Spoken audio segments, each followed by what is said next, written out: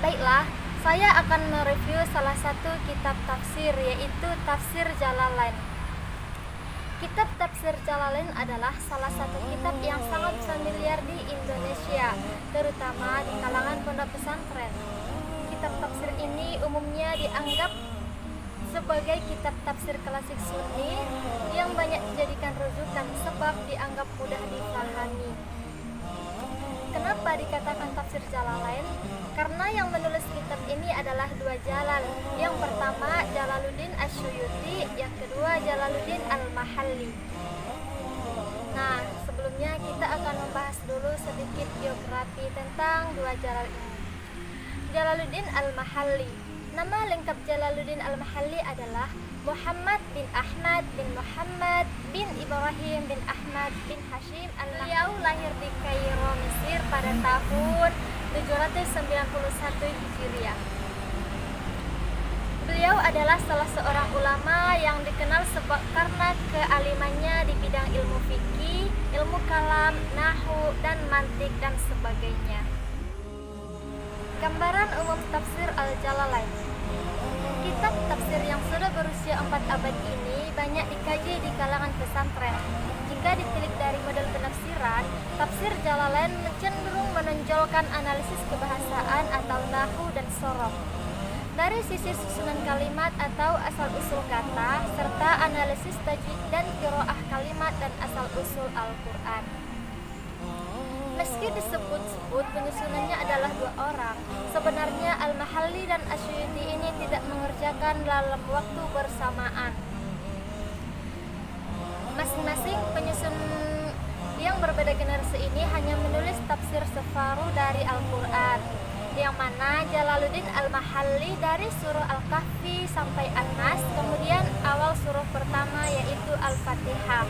Terus Jalaluddin Al-Mahalli dari surah Al-Baqarah sampai akhir surah Al-Isra di juzuk 15. Kemudian kita beralih ke corak. Adapun corak tafsir Jalalain lebih cenderung dengan corak sastra budaya kemasyarakatan, karena di dalamnya tidak hanya terdapat penjelasan mengenai kebahasaan, akan tetapi juga membahas cerita kemasyarakatan pada zaman dahulu. Metode tafsir Jalalain ini menggunakan metode ijmali atau yang disebut dengan metode global. Kemudian kita beralih ke karakteristik tafsir Jalalain. Yang menarik dari kitab ini adalah penempatan tafsir surah Al-Fatihah yang diletakkan paling akhir. Kedua mufassir juga tidak berbicara tentang basmalah sebagaimana tafsir-tafsir lainnya. Tidak ada keterangan yang menyebutkan tentang alasan tidak ditafsirkannya basmalah. Namun dalam tafsir ini, kalau tidak mau disebut sebagai satu kelemahan, ayat-ayat yang berada dalam satu surat tidak menggunakan nomor atau nominal pembatas, sehingga orang sedikit kesulitan jika ingin merujuk ke ayat-ayat tertentu. Kitab tafsir ini bisa dikategorikan sebagai jenis tafsir ijmali yang bercorak ra'yu. Misalnya bisa dilihat pada penafsirannya di awal Baqarah, cukup singkat dan tanpa menyebutkan riwayat. Contohnya di dalam surah Al-Baqarah ayat 2. A'udzu billahi minasyaitonir rajim. Bismillahirrahmanirrahim.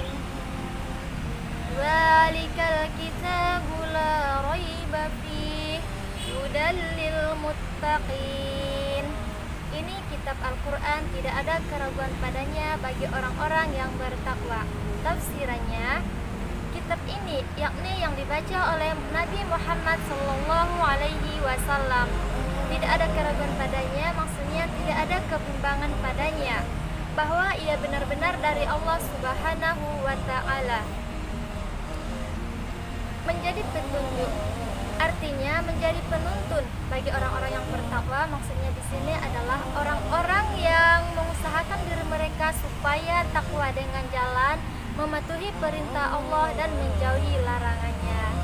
Shadaqallahul azim. Cukup sekianlah review tafsir Jalalain. Saya akhiri dengan kalam yang mulia. khairukum man ta'allamal Qur'an wa 'allamah.